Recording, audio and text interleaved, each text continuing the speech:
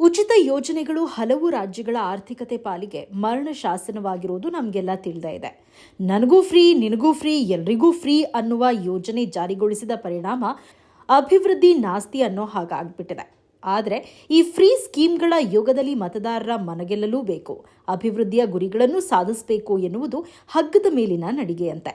ಈ ನಡಿಗೆ ಸಾಧ್ಯವಾಗಿರುವುದು ಮೋದಿಯಂತಹ ನಾಯಕರಿಗೆ. ಸೂರ್ಯ ಘರ್ ಉಚಿತ ವಿದ್ಯುತ್ ಯೋಜನೆ ಇಂತಹ ಸ್ಕೀಮ್ಗಳಲ್ಲಿ ಒಂದು. ಏನಿದು ಯೋಜನೆ?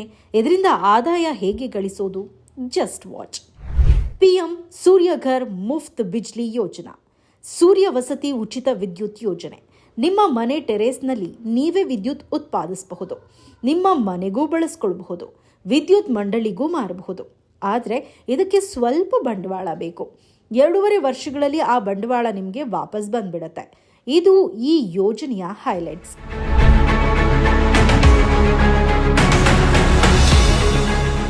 ವಿಶ್ವದೆಲ್ಲೆಡೆ ಇಂದು ಹವಾಮಾನ ಬದಲಾವಣೆಯ ಸಮಸ್ಯೆ ಕಾಡ್ತಾ ಇದೆ.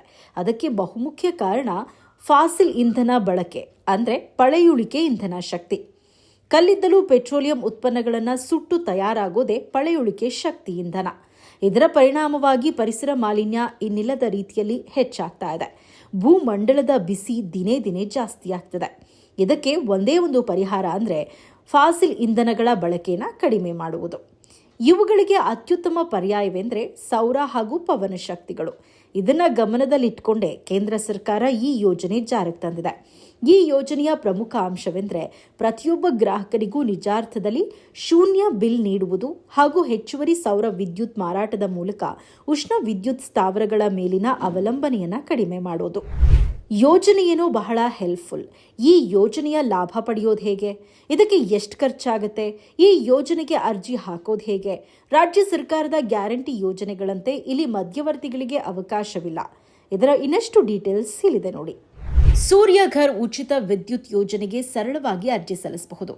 ಮೊದಲಿಗೆ ನೀವು ಪಿಎಂ ಸೂರ್ಯ ಘರ್ ಮುಫ್ತ್ ಬಿಜ್ಲಿ ಯೋಜನಾ ವೆಬ್ಸೈಟ್ ಅಥವಾ ಪಿಎಂ ಸೂರ್ಯ ಘರ್ GOV.in ವೆಬ್ಸೈಟ್ಗೆ ಭೇಟಿ ನೀಡಬೇಕು.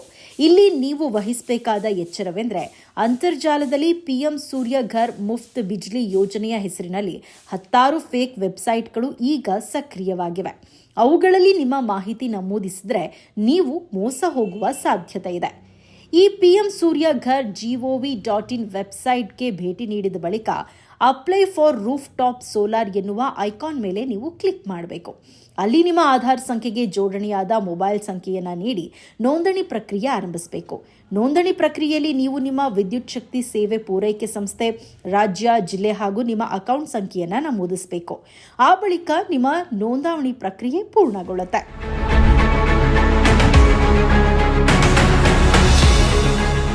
ಈ ಯೋಜನೆಗೆ ಬಂಡವಾಳ ಎಷ್ಟು ಬೇಕು? ಮನೆಯ ರೂಫ್ ಟಾಪ್ ಸೋಲಾರ್ ಘಟಕ 3 ಕಿಲೋವ್ಯಾಟ್ ವಿದ್ಯುತ್ ಸಾಮರ್ಥ್ಯದ್ದು ಅಂತ ಇಟ್ಕೊಳ್ಳೋಣ. 1 ಕಿಲೋವ್ಯಾಟ್ ಘಟಕಕ್ಕೆ 52,000 ರೂಪಾಯಿ ಬಂಡವಾಳ ಬೇಕು. 3 ಕಿಲೋವ್ಯಾಟ್ ಘಟಕಕ್ಕೆ 1.57 ಲಕ್ಷ ರೂಪಾಯಿ ಬಂಡವಾಳ ಬೇಕಾಗುತ್ತೆ. ಇದು ರಾಜ್ಯದಿಂದ ರಾಜ್ಯಕ್ಕೆ ಅಲ್ಪ ಸ್ವಲ್ಪ ಬದಲಾಗಬಹುದು. 3 ಕಿಲೋವ್ಯಾಟ್ ಸಾಮರ್ಥ್ಯದ ಘಟಕಕ್ಕೆ ಈ ಯೋಜನೆಯಡಿ ದೊರಕುವ ಸಬ್ಸಿಡಿ 78,000 ರೂಪಾಯಿ. ಅಂದರೆ ನೀವು ಬಂಡವಾಳ ಹಾಕಬೇಕಾಗಿರೋದು ಉಳಿದ 79,000 ರೂಪಾಯಿ ಮಾತ್ರ. 3 ಕಿಲೋವ್ಯಾಟ್ ಘಟಕ ಅಂದಾಜು 360 ಕಿಲೋವ್ಯಾಟ್ ವಿದ್ಯುತ್ ಉತ್ಪಾದಿಸುತ್ತೆ. ಅಷ್ಟು ವಿದ್ಯುತ್ತನ್ನು ನೀವು ಮನೆಗೆ ಬಳಸದೆ ಗ್ರಿಡ್ಗೆ ಮಾರಾಟ ಮಾಡಿದ್ರೆ 1 ಯೂನಿಟ್ಗೆ 8 ರೂಪಾಯಿಯಂತೆ ತಿಂಗಳಿಗೆ 2,880 ರೂಪಾಯಿ ಆದಾಯ ಗಳಿಸಬಹುದು. ಅಂದರೆ ವರ್ಷಕ್ಕೆ 34,560 ರೂಪಾಯಿ. ಈ ಲೆಕ್ಕಾಚಾರದಂತೆ ನೀವು ಹಾಕಿದ 79,000 ರೂಪಾಯಿ ಬಂಡವಾಳ ನಿಮಗೆ 2.5 ವರ್ಷದಲ್ಲೇ ವಾಪಸ್ ಬರುತ್ತೆ. ಮುಂದಿನ ದಿನಗಳಲ್ಲಿ ಬರೋದೆಲ್ಲ ಲಾಭವೇ. ಪ್ರತಿ ಯೂನಿಟ್ ದರ ಆಗಾಗ ಬದಲಾಯಿಸಲೂಬಹುದು. 1 ಕಿಲೋವ್ಯಾಟ್ ಘಟಕಕ್ಕೆ 18,000 ರೂಪಾಯಿ ಸಬ್ಸಿಡಿ, 2 ಕಿಲೋವ್ಯಾಟ್ ಘಟಕಕ್ಕೆ 30,000 ರೂಪಾಯಿ ಸಬ್ಸಿಡಿ. ನೀವು ಹಾಕಿದ ಬಂಡವಾಳಕ್ಕೆ ತಕ್ಕಂತೆ ನಿಮಗೆ ಆದಾಯವೂ ಸಿಗುತ್ತೆ. ನೀವು ಅಷ್ಟು ವಿದ್ಯುತ್ ಗ್ರಿಡ್ಗೆ ಮಾರಾಟ ಮಾಡಬಹುದು ಅಥವಾ ಮನೆಗೆ ಉಪಯೋಗಿಸಿಕೊಂಡು ಉಳಿದ ಯೂನಿಟ್ನಷ್ಟೇ ಮಾರಬಹುದು. ಅದು ನಿಮ್ಮ ವೈಯಕ್ತಿಕ ನಿರ್ಧಾರಕ್ಕೆ ಬಿಟ್ಟಿದ್ದು. ನಿಮಗೆಷ್ಟು ಕಿಲೋವ್ಯಾಟ್ ಸೋಲಾರ್ ರೂಫ್ ಟಾಪ್ ಬೇಕು ಅನ್ನೋದು ಎಲ್ಲರ ಮನದಲ್ಲಿರುವ ಪ್ರಶ್ನೆ. ನೀವು 150 ಯೂನಿಟ್ವರೆಗೆ ವಿದ್ಯುತ್ ಬಳಸ್ತಾ ಇದ್ರೆ 1-2 ಕಿಲೋವ್ಯಾಟ್ ಸಾಮರ್ಥ್ಯದ ಸೋಲಾರ್ ರೂಫ್ ಟಾಪ್ ಸಾಕು. 150 300 ಯೂನಿಟ್ವರೆಗೆ ವಿದ್ಯುತ್ ಬಳಸ್ತಾ ಇದ್ರೆ 2-3 ಕಿಲೋವ್ಯಾಟ್ ಸಾಮರ್ಥ್ಯದ ಸೋಲಾರ್ ರೂಫ್ ಟಾಪ್ ಸಾಕು.